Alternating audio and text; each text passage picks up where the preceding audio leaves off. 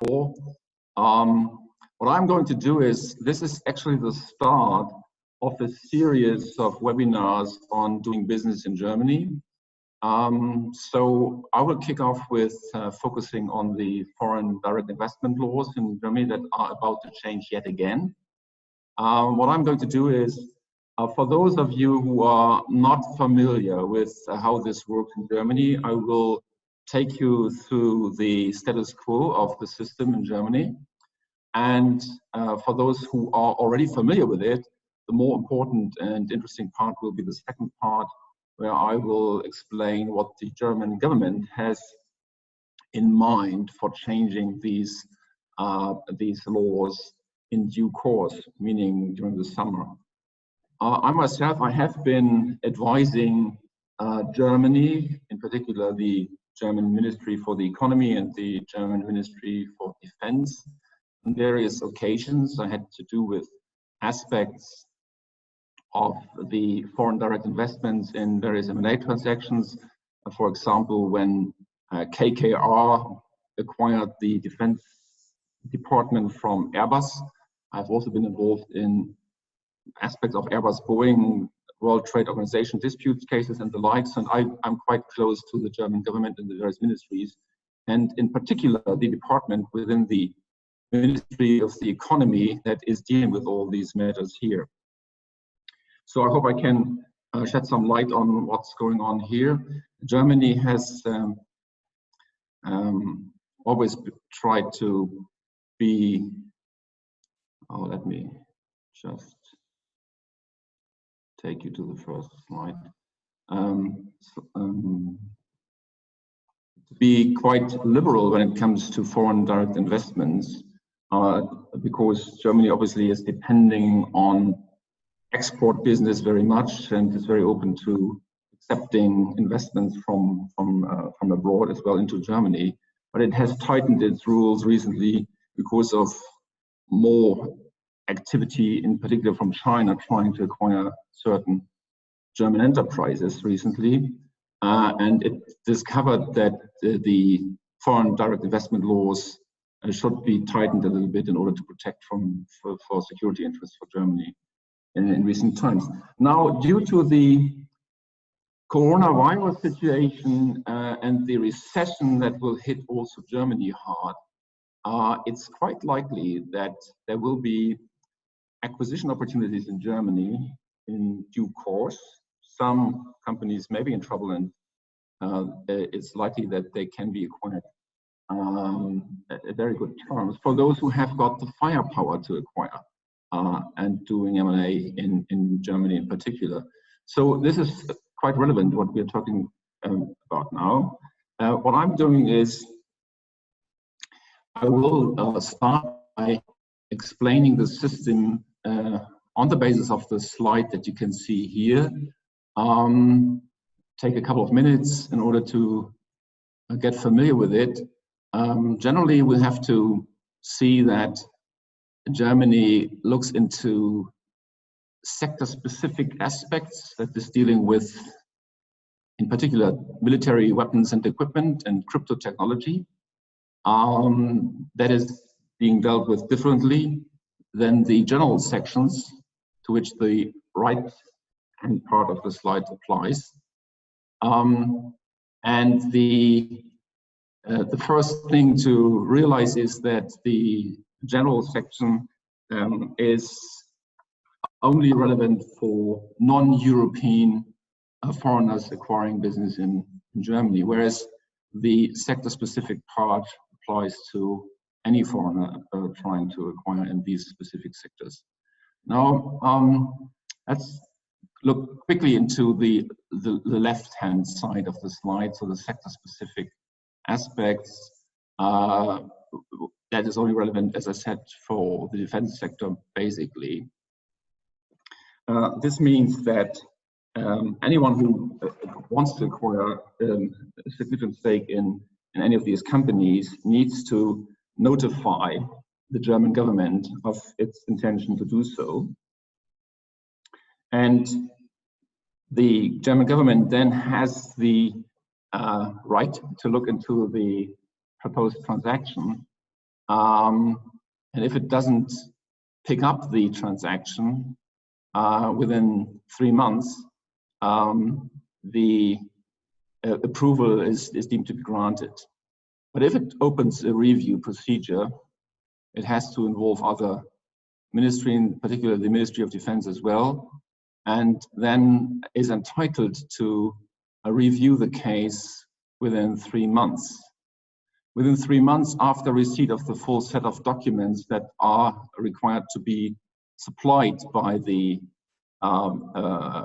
participants, or the parties of the transaction to the German government. There's one practical aspect here that is also relevant for the procedure in the general sections, is because it's the same requirement. These terms, these periods start only after receipt of the full set of documents, and the German government has some discretion in playing around with this requirement. I've seen it that they, after the relevant parties to the transaction did supply information and documents on the envisaged transaction, they requested more documents. And as long as the document requests have not been fully satisfied, these periods will not start to run. So they have room to maneuver with these periods that are listed here on this chart. But that is only relevant for the minority of cases where we have to do with the defense sector. What is more relevant for most of the people listening to this presentation is the right-hand side of the slide. That, as I said, deals with the general industries. In this section, Germany requires only a notification of the envisaged transaction where the target company is operating within so-called critical infrastructure. Now, there is no real definition by mandatory law, but it applies generally to the energy sector, to telecommunications, to the finance sector, to healthcare, to transport, and as well to relevant media enterprises, plus companies that supply or develop software for these critical infrastructure areas. Now, in this case, where critical infrastructure is involved, the participants, the parties to the transaction, need to notify the intention to enter into this transaction. In all other cases, there is no such notification obligation. Now, the parties to a transaction are well advised to, in any case, notify the German government in relevant cases, and to also apply for a so-called certificate of non-objection in order to clear the way for these or an intended transaction anyway. In particular, when it comes to limited auction scenarios where maybe there is competition to acquire a certain target company, also from European potential purchasers, because European purchasers obviously are not caught by these regulations. They are a disadvantage for the non-European buyers that have to evidence at a certain stage of transaction anyhow that there is deal security, that is transaction security, that they're capable of purchasing the target. If there's any doubt that this could be a problem, they are at a disadvantage to European buyers, obviously. So they are well advised to ask for this certificate of non-objection by the German Ministry for the Economy. Now, if a buyer applies for such certificate, the German government has got 2 months to pick up this process. If they don't do so, this is an implied approval for the transaction. If they do pick up the transaction, they now have again 3 months to investigate further what they would like to do with it, whether they would like to approve, whether they would like to ask for certain agreements and conditions by way of negotiating a contract with the potential parties involved or not. Again, they will ask for documents and may ask for additional documents, as you see here, and then have got 4 months after receipt of the full set of documents to make up their mind what to do with the deal. So you can see if the purchaser does nothing, the German government becomes aware of the transaction intended. There's quite long periods that are available for the German government to investigate the case. And these long periods obviously are not good for most of the transactions that I know of. So again, because of the timing issues here, the parties are well advised in significant cases to proactively ask for the certificate of non-objection.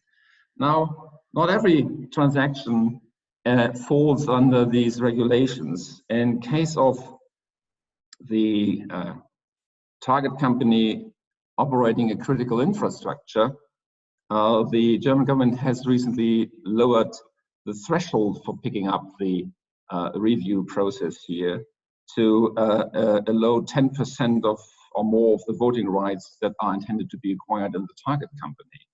In other cases, that is where no critical infrastructure is involved, the threshold is 25% of the voting rights in the target company. When it comes to calculating the voting rights that are intended to be acquired, obviously there is possibly third-party voting rights to be calculated as well, that are attributed to the potential acquirer in case there is vote pooling agreements or acting in concert involved.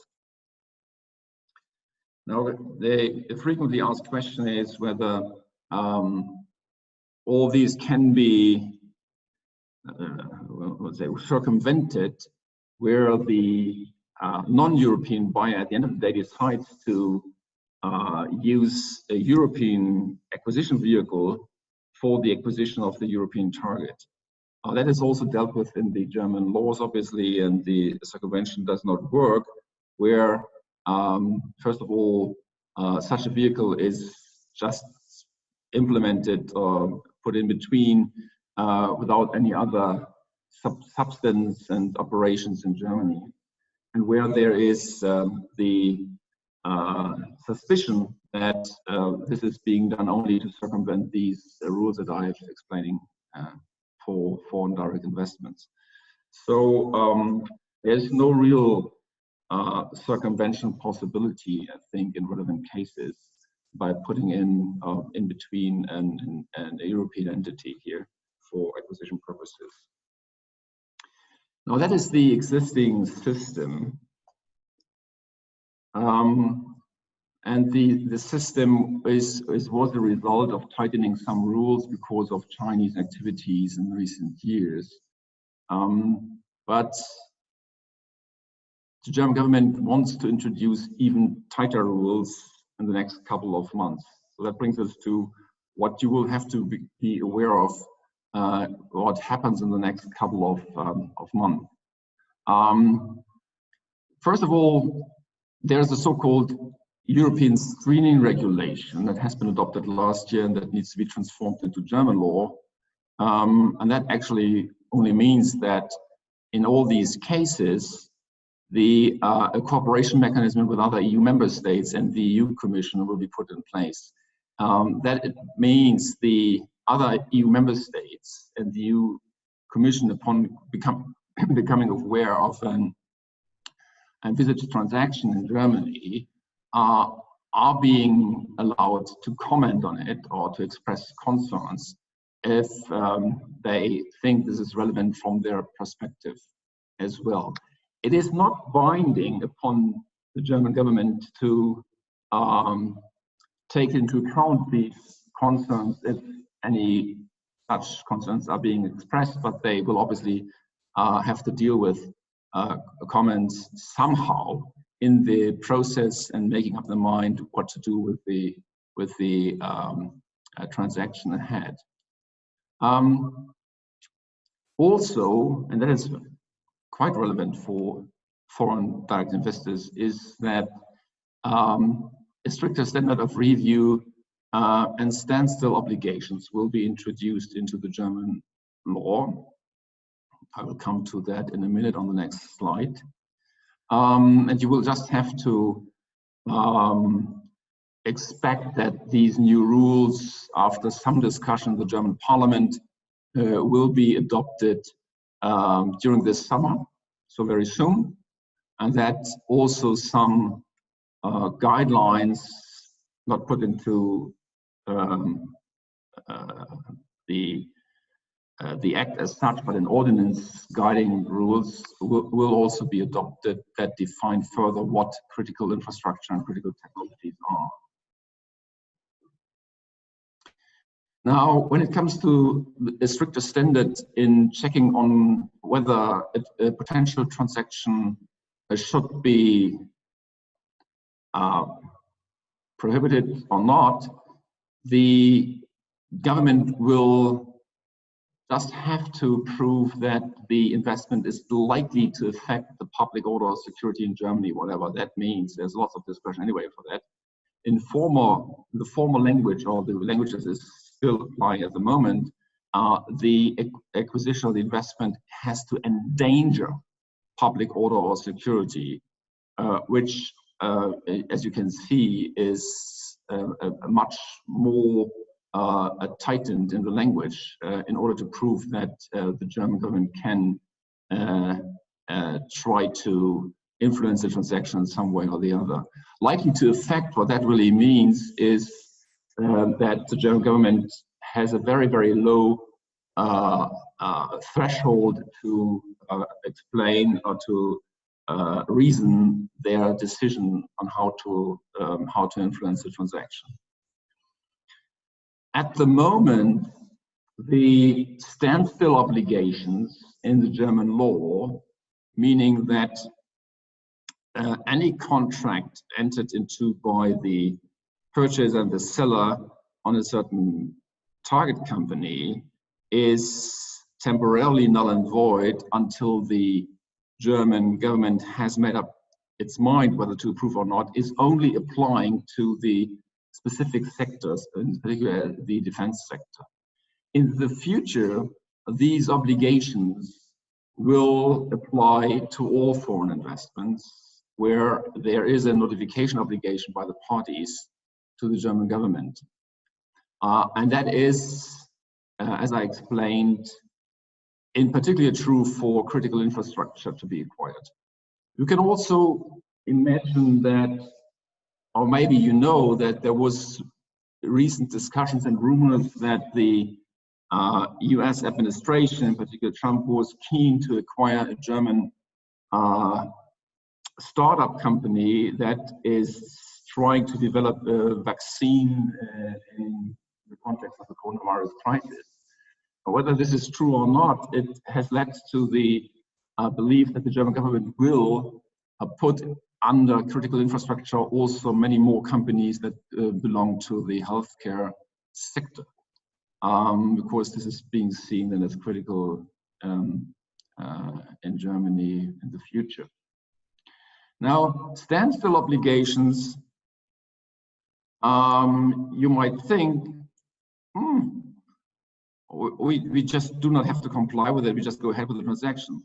This is going to be a problem for people who think so. That is the next bullet point, jumping the gun. That means that parties are closing the transaction anyway, despite the standstill obligations. This is going to be a criminal offense in the future and can lead to fines and to imprisonment of up to 5 years. So it's going to be treated as a very severe problem. And that is very relevant for the M&A planning for any transaction. it's quite clear that if no contract can be entered into and implemented or consummated without having to clarify the situation under the foreign direct investment rules, this it has an impact on the sequencing of the M&A process as such. It is very advisable for foreign investors to, as they will very likely have to work with M&A lawyers anyway for doing some acquisitions, to discuss the requirement for the potential certificate of non-objection or outright approval from the German government at the beginning of the planning for the M&A transaction, and to address this at an early stage. This is obvious, as I said, in scenarios where there is a limit auction going on and there's competition for target also from European purchases, because, as I said, you are the disadvantage is you cannot convince the potential seller that there is transaction security because there's no issue with foreign direct investment approval from the German government. So this needs to be taken into account at a very early stage. Another very practical aspect in all of this is that the procedure that is being run by the German Ministry for the Economy here is being held in the official language, which is the German language. They also insist on all documents supplied or provided to the German government to be in the German language. So in the international M&A arena, obviously it's quite common to draft the M&A contracts, the definitive agreements, and all ancillary agreements in the English language, and nobody sees actually need to have all this in the German language as well. But for this specific area of law, when there is a likelihood to having to communicate with the German government here, everything needs to be supplied in the German language. This can be very, very burdensome and costly because everything needs to be translated. I've seen this in the transaction, for example, with KKR involved, that very voluminous contracts had been entered into in the English language only, and because of the requirement to present all this to the German government, it took actually 6 or 8 weeks to have everything translated before it could be handed in to the ministry for further review. So these are the basic aspects of foreign direct investment into Germany, and we do not necessarily have to dwell on these subjects for a full hour here in this webinar. But if there is any question in addition to that that you would like to raise, please do so in the Q&A part of this webinar. That can also be done subsequently. If anything comes to mind, you can send me an email. My contact details are included in the papers. I cannot see any open questions at the moment in the Q&A section. So that would be it for my end here in Germany. I hope that it was sufficiently explained in order to understand what the foreign potential purchaser needs to comply with in Germany for these investments. So from my point of view, thank you very much and goodbye. Thanks for attending, everyone. Just a reminder to keep an eye out on your email tomorrow. It will have a link to the materials today, as well as an email to send in your state and bar number to get your certificate. Thank you all for attending, and you have a great day. Bye-bye.